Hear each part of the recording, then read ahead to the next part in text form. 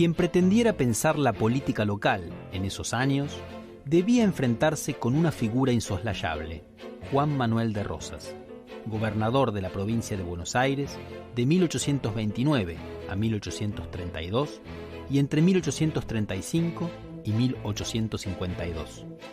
Fue un hombre con tanto poder que pudo controlar el destino político de Buenos Aires e imponerse sobre el resto del país como ningún otro antes. El romanticismo aconsejaba poner un ojo en las entrañas de la patria. Entonces, era necesario dirigir la mirada a Rosas.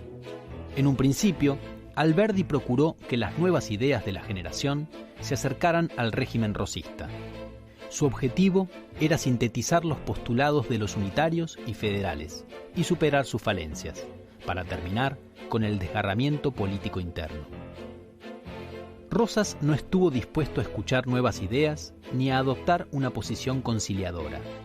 La ruptura entre el gobernante y la joven generación se tornó inevitable y los miembros de esta, que en general compartían una misma formación educativa, el interés por discutir ideas novedosas y la pasión por la política, compartieron también el exilio.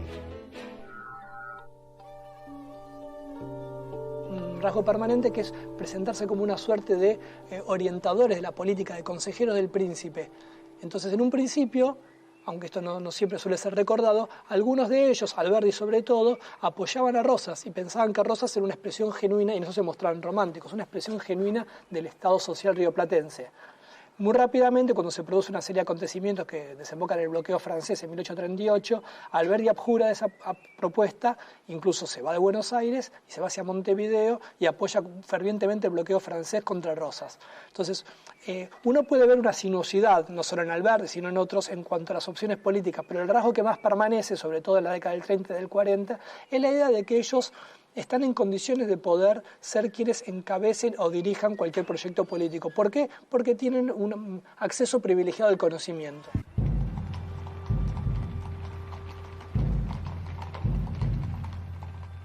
A partir de su distanciamiento con Rosas, la generación del 37 intentó derrotarlo de todas las formas posibles.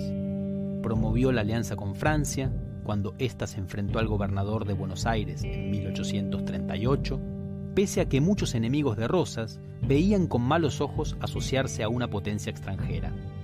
Alberdi y Echeverría intentaron coordinar, desde el exilio, a todos los descontentos y alentaron los levantamientos contra Rosas que se sucedieron en distintos espacios de la Confederación entre 1839 y 1843. Pese a su esfuerzo, todos iban a fracasar. Desde el exilio, las soluciones se tornaron más complicadas para los jóvenes románticos, y así, los problemas se volvieron más visibles. Sarmiento planteó, en su obra Facundo, el problema político que debería pensar la generación del 37. ¿Por qué luego de la Revolución de Mayo, que fue realizada en nombre de ideales ilustrados, libertad, igualdad, fraternidad, el país se vio asolado por las guerras civiles y por un régimen despótico? La pregunta era un desafío porque suponía un enigma. Sarmiento y Alberdi confiaban en que al detectar las causas que lograran explicar esa paradoja, las claves de la vida nacional serían más nítidas. Así, el solo hecho de conocerlas ya promovería los cambios necesarios para hacer de la Argentina una nación moderna. Ambos razonaban como románticos, pero también como iluministas, porque creían que el saber era la llave para toda liberación. Tener saber era un requisito necesario para acceder al poder, puesto que daba el derecho a mandar. La inteligencia americana quiere también su Bolívar, su San Martín, la filosofía americana, la política americana, el arte americano, la sociabilidad americana. Son otros tantos mundos que tenemos por conquistar.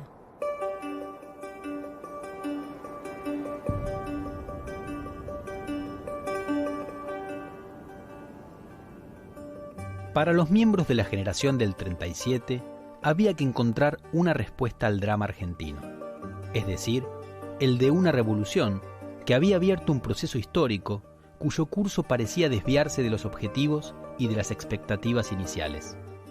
y revisaron la historia política del país, en especial los años de guerra civil, debido a la cual Rosas consolidó su poder. Una vez en el exilio, definieron que lo que había que hacer era analizar las causas que habían hecho posible el enfrentamiento entre unitarios y federales. Para Alberdi y Sarmiento, había que encontrar una clave que explicase estos desgarros y pudiera revelar los aspectos que operaban en la realidad histórica sin que los actores lo supieran. Para la generación del 37, el error había sido el desconocimiento que las generaciones políticas anteriores demostraron sobre las singularidades de la realidad nacional. Sarmiento afirmaba que los unitarios y los rivadavianos no conocían el contexto en el que proyectaban las reformas sociales inspiradas en el iluminismo. La resolución del enigma era detectar que había dos países en uno, con características culturales opuestas. El triunfo que se había conseguido por las armas en las guerras de independencia también debía conseguirse en la cultura y en la sociedad. Después de todo lo que sucedió en nuestro siglo XIX y después de todo lo que sucedió en el siglo XX en la Argentina y en el mundo, difícilmente uno pueda simpatizar con las nociones de civilización y barbarie tal cual como las piensa Sarmiento. ¿Bien? Entre otras cosas porque sabemos que esta palabra tan notable y tan, digamos, casi un emblema de la cultura del siglo XIX, que fue la palabra civilización, también produjo masacres, también produjo desastres.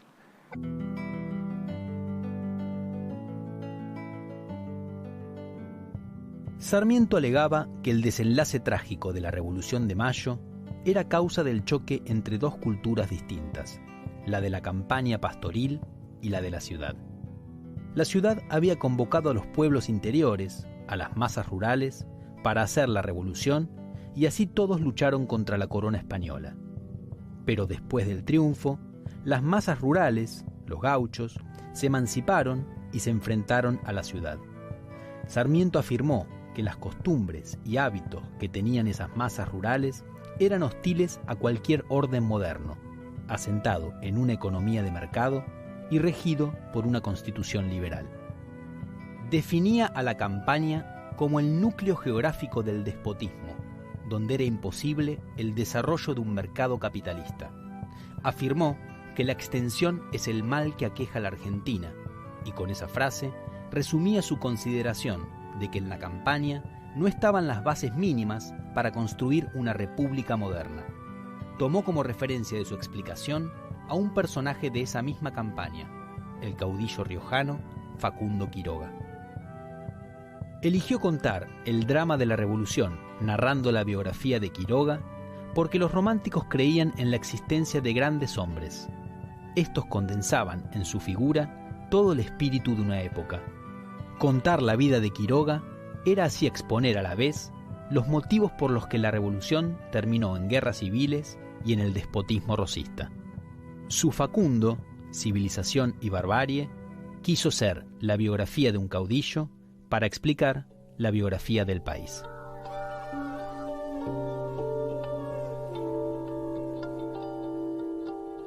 El libro, como todo el mundo lo recuerda, empieza con una frase en la que está la palabra extensión. El mal que aqueja a la Argentina es extensión. ¿Qué entiende Sarmiento por extensión? Digamos, filosóficamente, extensión es equivalente a espacio. Es decir, el espacio que tiene la Argentina es la extensión. Sarmiento sostiene que la naturaleza en este país, en la Argentina, ha sido pródiga, pero ha sido mal aprovechada. Y que ese espacio en el que la naturaleza prodigaría todos sus bienes, está ocupado por un concepto que es el de la pampa. Pampa que es equivalente en la tradición ya marcada por Esteban Echeverría, es equivalente a desierto. Las dificultades se vencen, las contradicciones se acaban a fuerza de contradecirlas.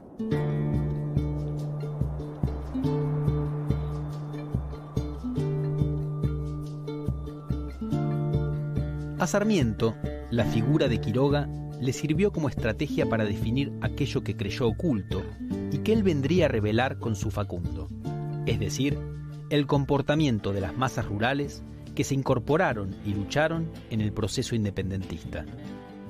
Ellas constituyeron la base social de los caudillos. Para Alberdi, en cambio, otras causas explicaban el desenlace trágico de la revolución. El enfrentamiento no estaba entre el campo y la ciudad, sino entre Europa y la barbarie. Afirmó que todo lo que no es europeo es bárbaro, y explicó que como la acción de Europa en América se había diseminado en forma desigual, Argentina se dividía en dos regiones. Una de ellas, la Argentina del litoral, tenía contacto comercial con países más modernos.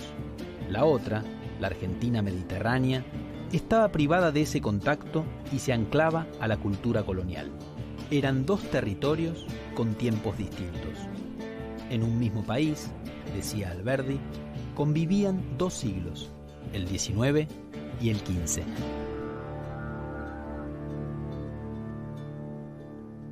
Quizás el aspecto más importante en el cual tanto Sarmiento y Alberdi coinciden, pasa por ese punto, la idea de que el gran programa de política económica que tiene que llevar adelante la Argentina es transformar sus estructuras productivas, modernizarlas, traer capitales e inmigrantes, y todo eso tiene que venir fundamentalmente de Europa.